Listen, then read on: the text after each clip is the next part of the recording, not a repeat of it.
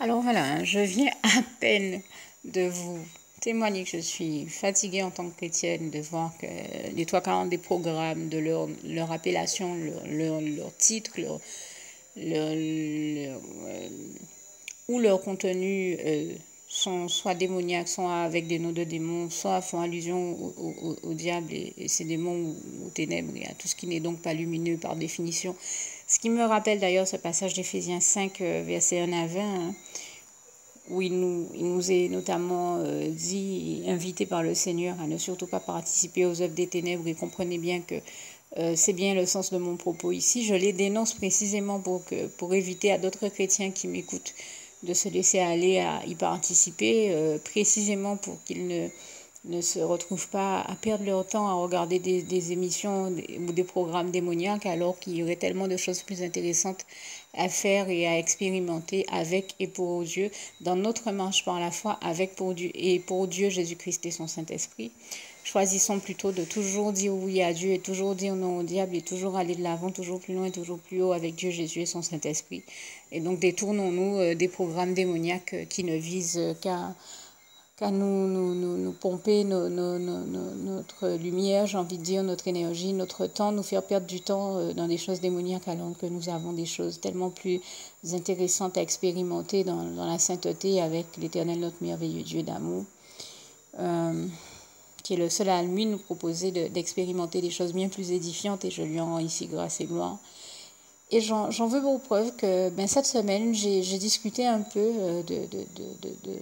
du zapping de la foi que je fais avec au moins 2 personnes. Il y a un jeune qui m'a répondu, quelqu'un de ma génération qui est un peu plus jeune, hein, on va dire de la génération presque d'avant, qui m'a répondu: à moi, il y a très longtemps que le Seigneur Jésus, et je l'en remercie, m'a démontré qu'il était hors de question que je perde ne serait-ce qu'un neurone à regarder ces émissions-là, parce que je tiens à mes neurones et à mon intelligence, donc je refuse de les regarder, ces programmes-là, parce que ça me saperait le moral et tout ce qui va avec, donc je refuse ça au nom puissant de Jésus.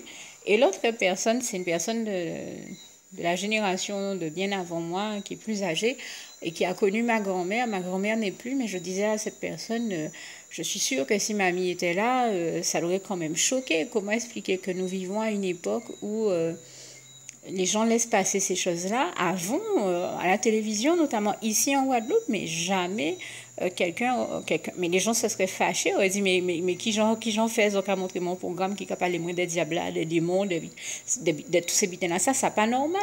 Bon Dieu, pas gente dit ça, bon Dieu, pas gente permettre ça. Bon Dieu, pas gente voulait ça, pas raconter-moi, on d'autres bitins qui ça.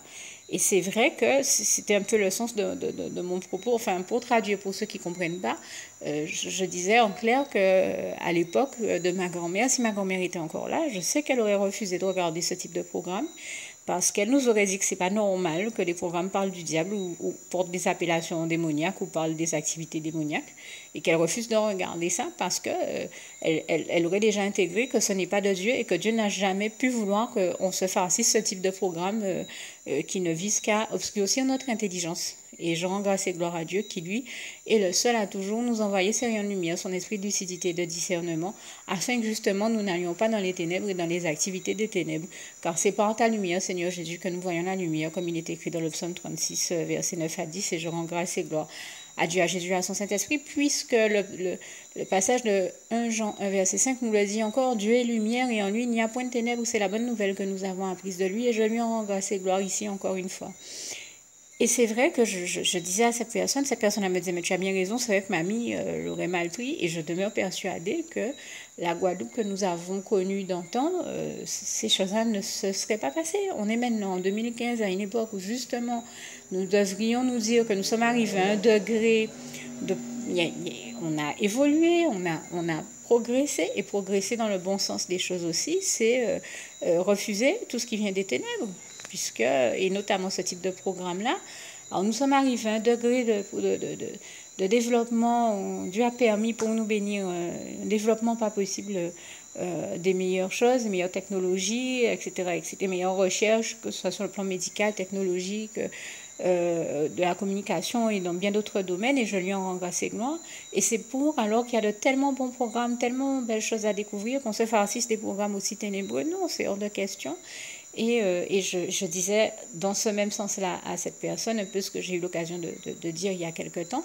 On ne va pas me raconter qu'à une époque où on voit tellement d'émissions de décoration à la télévision, les gens ne trouvent rien d'autre comme élément de décoration ou comme bijoux à porter que des têtes de mort, des cercueils, des griffes de démons, enfin tout un attirail. Quand ils ont une voiture, ils la décorent avec des flammes.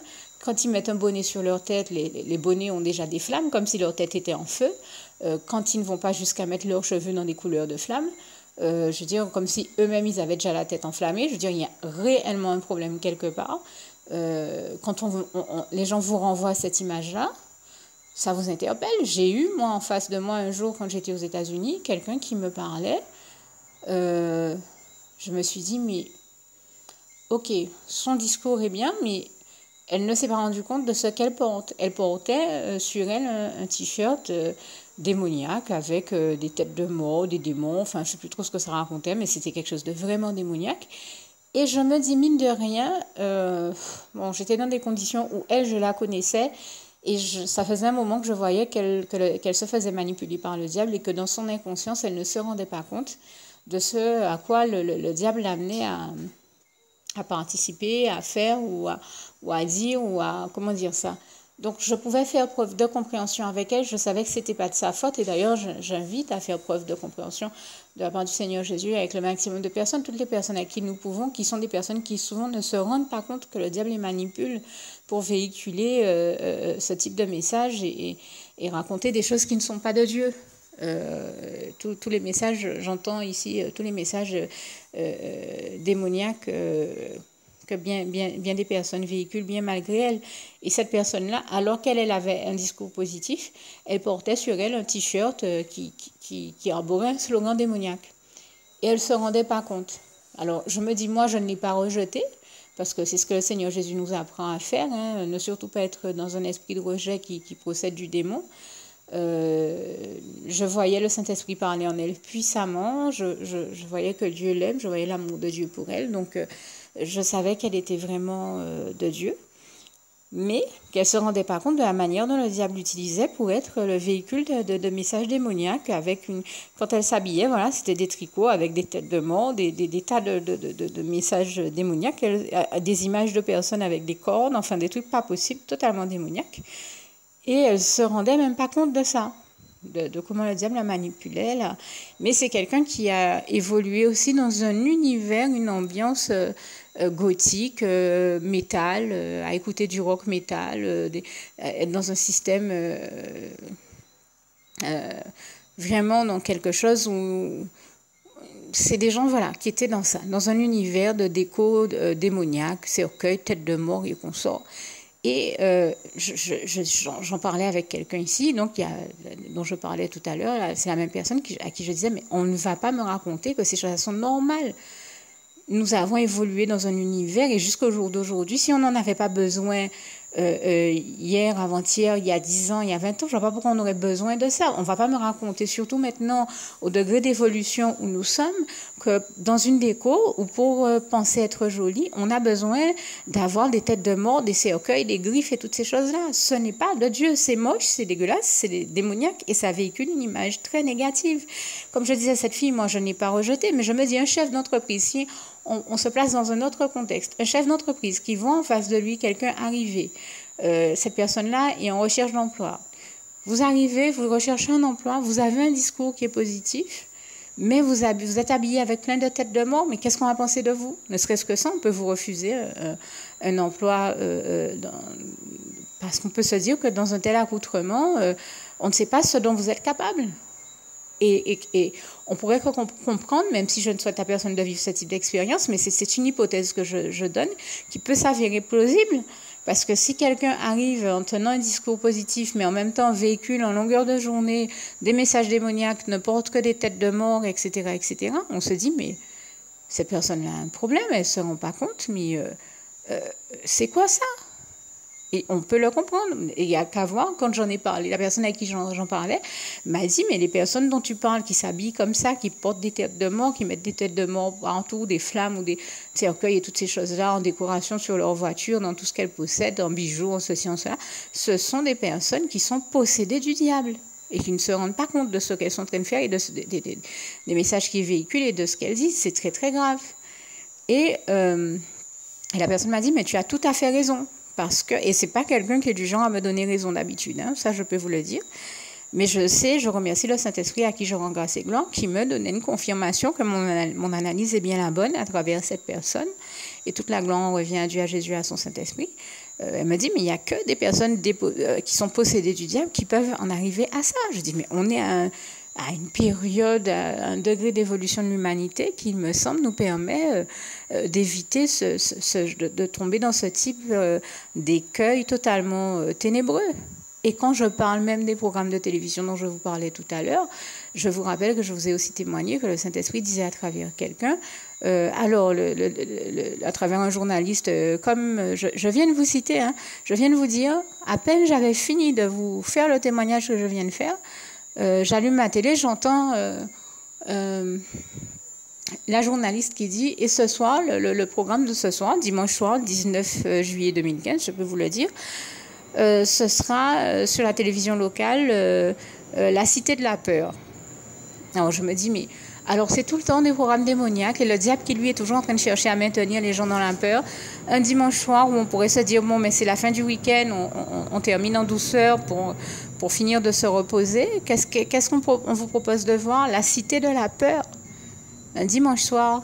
Et je me dis, en plus, entre 20 et 21 heures, à une heure où vous avez encore certains enfants qui regardent, c'est tout sauf ce qui leur conviendrait. Il y aurait tellement de choses à passer un dimanche soir qui pourraient détendre les enfants et toute la famille, des films sympathiques. Il y aurait tellement de choses intéressantes à passer. Un dimanche soir, on va faire peur aux enfants. Enfin bon, je me dis, c'est parce que nous sommes en pleine vacances là. Hein, c'est pas à dire qu'ils ont classe demain. Nous sommes en pleine vacances, donc on pourrait leur passer un truc sympa et puis qui amuserait les enfants et toute la famille. Non, on choisit de passer quoi? La Cité de la Peur. Alors, et sans compter tous les autres programmes démoniaques, puisque demain soir, ils ont déjà annoncé qu'ils vont passer Esprit criminel et toute la clique d'autres programmes démoniaques qui passent. Donc, soyons clairs, c'est ainsi que j'ai entendu le Saint-Esprit dire à travers l'un de ces journalistes qui ne pouvait rien d'autre que constater la même chose que moi. Force est de constater que les programmes sont bien de plus en plus obscurs et ténébreux. Et je le dis encore, je le dénonce ici, c'est le diable qui fait ça pour obscurcir l'intelligence de ceux qui regardent ces programmes-là. Et à tel point que le Saint-Esprit a dit à travers ce journaliste-là, bon, ben voilà, en première partie de soirée, vous aurez telle chose, et en seconde partie de soirée, ce sera plus sombre encore, puisque, voilà, c'est un peu comme si, encore une fois, désolé pour le bruit ambiant, c'est un peu comme si quelqu'un vous disait, bon, ben la première partie du programme est déjà ténébreuse, mais en seconde partie de soirée, eh ben, ce sera encore plus sombre et ténébreux. Voilà. Et ça, moi, quand j'entends ça, je dis merci Saint-Esprit, tu es là, tu veilles sur nous et tu nous fais bien voir que si nous n'avions pas vu, si nous doutions que le programme était un peu trop démoniaque et ténébreux, eh bien oui, tu confirmes que c'est bien ça, c'est bien sombre et ténébreux et que, voilà, en théorie, on doit bien pouvoir trouver quelque chose de plus sain et de plus positif et de moins obscur à faire de notre soirée. Et moi, je rends grâce et gloire au Saint-Esprit parce que moi, quand j'entends ces choses-là, je vais vous dire, je ne vais pas vous cacher, j'ai autre chose à vivre avec mon Dieu, avec Jésus, avec son Saint-Esprit, parce que j'ai envie de demeurer dans une atmosphère de sainteté et de pureté avec Dieu, Jésus et son Saint-Esprit, plutôt que d'être à passer des soirées dans la lumière de Dieu, plutôt que dans les ténèbres du démon. Je refuse de le laisser obscurcir mon intelligence et comme me disait ce jeune, de me prendre mes neurones avec ces conneries. Donc, je choisis d'aller me blottir dans les bras d'amour de Jésus et de créer des choses positives et nouvelles, intéressantes avec lui, d'expérimenter des choses positives avec lui. Et c'est vraiment ce à quoi j'invite tous ceux qui comprennent le bon sens de mes propos ici. Comprenez que mes propos ne visent personne. Je n'ai rien contre personne, je dénonce simplement le fonctionnement d'un système qui vise à essayer de nous, à travers lequel le diable essaie de nous distraire et de nous détourner des bonnes choses à faire pour nous pour nous amener à faire les mauvaises choses et obscurcir notre intelligence. Ne le laissons pas faire. Restons avec Dieu, Jésus, son Saint-Esprit et dans les choses de Dieu, les programmes de Dieu. Parce que là où le diable est toujours en train d'abaisser le niveau et d'obscurcir nos intelligences, eh bien, Dieu lui développe tous les dons, talents, intelligence et tout ce qu'il a placé en nous. Lui qui est le plan de sagesse, de conscience, d'intelligence et de connaissance le plus élevé qui soit, et je lui en rends grâce et gloire. Car Dieu, Jésus et son Saint-Esprit sont toujours là pour nous amener toujours plus loin, toujours plus haut dans la connaissance, la sagesse, le développement de l'intelligence, de tous les dons et talents qu'il a mis en nous, donc. Et aussi, Jésus est le seul à élever le niveau, là où le diable abaisse. Il est le seul à nous édifier, là où le diable cherche à obscurcir notre intelligence. Laissons Dieu développer notre intelligence et choisissons justement, en toute bonne intelligence, de rester avec Dieu, dans les choses de Dieu, dans les programmes de Dieu, plutôt que d'aller dans les activités de Dieu, saine et pure, dans la sainteté, dans la pureté, plutôt que d'aller dans l'obscurité des programmes et activités démoniaques et qui relèvent du diable et de son royaume, le royaume des ténèbres. Choisissons vraiment de toujours dire oui à Dieu, à Jésus, à son Saint-Esprit, et toujours dire non au diable. Choisissons de rester donc dans cette atmosphère de sainteté, de pureté, à louer le Seigneur, à observer sa gloire, à observer la splendeur glorieuse de son règne, comme ce passage du psaume 145, versets 8 à 21 nous le démontre bien. Plutôt que de perdre notre temps avec des programmes malsains, restons dans la sainteté de Dieu. Au nom puissant du Seigneur Jésus, c'est vraiment ce à quoi je vous invite. Et je termine avec ce passage si cher à mon cœur, il me semble en rapport avec tout ça. Philippiens 4, verset 7, que la paix de Dieu qui surpasse toute intelligence garde vos cœurs et vos pensées en Jésus-Christ. N'oubliez surtout pas également de faire la prière qui va suivre. Que Dieu vous garde et vous bénisse tous. À bientôt. Juste une petite précision pour tous ceux qui ne sont pas encore, qui n'ont pas encore choisi la meilleure des options qui soit, qui est celle d'aller se placer, de faire le choix à soi-même, d'aller se placer dans les bras d'amour de Jésus-Christ. Pour se mettre à l'abri de ce monde cruel, eh bien, je partage avec vous la prière par le biais de laquelle on y accède. Et commence par vous rappeler également ce passage de Jean 14, verset 6, où il est écrit que Jésus-Christ est le chemin, la vérité et la vie. Nul ne vient au Père, Dieu, sans passer par le Fils Jésus-Christ, bien sûr. Je le dis à ma manière, vous regarderez comme il est actuellement écrit dans vos Bibles là encore. Et donc, n'hésitez pas à ouvrir vos cœurs à Dieu, à Jésus, à son Saint-Esprit, à être sincère avec lui et à lui adresser la prière qui suit, à lui dire tout simplement, Éternel mon Dieu, Seigneur Jésus-Christ, moi, un tel, vous dites votre nom et votre prénom, je t'accepte aujourd'hui comme mon sauveur personnel, le seul maître et roi de ma vie. Je remets toute ma vie entre tes mains puisqu'elle t'appartient, Éternel mon Dieu, puisque tu l'as créée, cette vie. Donc tu en es donc le seul maître et propriétaire comme de tout ce qui existe dans tout l'univers. Je remets donc toute ma vie entre tes mains, je te la donne. Merci, Éternel mon Dieu, aussi de permettre que cette vie que tu m'as donnée continue à être à ta gloire et que je continue à te servir, à t'appartenir pour l'éternité, d'éternité en éternité. Merci aussi, Seigneur, de faire que je continue donc à te servir et à t'appartenir pour l'éternité, d'éternité en éternité. Et aussi, Seigneur, de m'accorder la grâce de ton pardon et de ta miséricorde pour tous les péchés que j'ai commis tout au long de ma vie, jusqu'à la date d'aujourd'hui incluse. Et c'est au nom puissant du Seigneur Jésus-Christ que j'ai fait cette prière. Et à vous tous qui avez fait cette prière, je vous dis que Dieu vous bénisse abondamment, puissamment, richement, et surtout n'hésitez pas à la partager avec tous vos proches et contacts, amis, membres de vos familles, collègues, bien-aimés, tous ceux que vous aimez, et surtout tous ceux à qui Dieu vous mettra à cœur, avec qui Dieu vous mettra à cœur de la partager. Et comme j'aime à le dire, si vous n'avez pas encore pris le temps de faire cette prière, comprenez bien que voilà, ça ne vous coûte rien de la faire, c'est gratuit, c'est indolore, et que voilà, vous n'êtes pas obligé de me croire, mais moi il m'est arrivé tout comme vous de devoir faire cette prière un jour dans ma vie, et quand on m'a proposé de la faire, je me suis dit, et si c'était vrai, et si c'était vraiment Dieu qui, par ce biais-là, m'appelait à lui et me demandait de lui donner ma vie, de l'accepter, c'était Jésus qui était en train de vraiment me tendre la main et qui était en train de me demander de l'accepter comme mon sauveur personnel, je ne pourrais pas passer à côté de l'occasion de lui dire oui, parce qu'il faut aussi que je reste ouvert ou ouverte à ce que Dieu peut avoir à me dire. Il faut que je garde mon cœur et mon intellect ouvert à ce que Dieu peut avoir à me dire. Donc je me suis dit, je ne peux pas courir le risque de passer à côté de mon éternité, de passer à côté des meilleures choses de la vie, surtout si le maître et créateur de la vie m'appelle et cherche à me sauver. Pour être sauvé, il faut bien que je lui dise oui, que je souhaite qu'il me sauve. Oui, Seigneur Jésus-Christ, je t'accepte comme mon sauveur personnel. Et c'est le sens de cette prière. Et comme je dis, elle ne nous coûte rien à faire. Et puis surtout, moi je vous dis, du jour où je l'ai faite, j'ai vu Jésus changer ma vie en mieux sur tous les plans. Et donc je crois que ça ne vous coûtera rien, ça ne vous coûte rien vous non plus de la faire et puis d'expérimenter, de regarder comment les choses vont se dérouler dans votre vie, de regarder Jésus changer votre vie en mieux, à vous aussi. Et d'en faire l'expérience. Et pour en faire l'expérience, il faut commencer par en faire cette prière. Donc si vous ne l'avez pas encore dite, réembobinez tout simplement cette vidéo ou ce document si vous préférez. Réécoutez-le et dites avec moi la prière que vous m'avez entendu mentionner.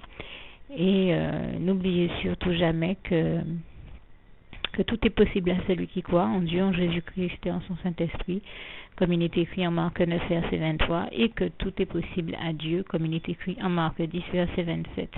Que Dieu vous bénisse donc et à bientôt.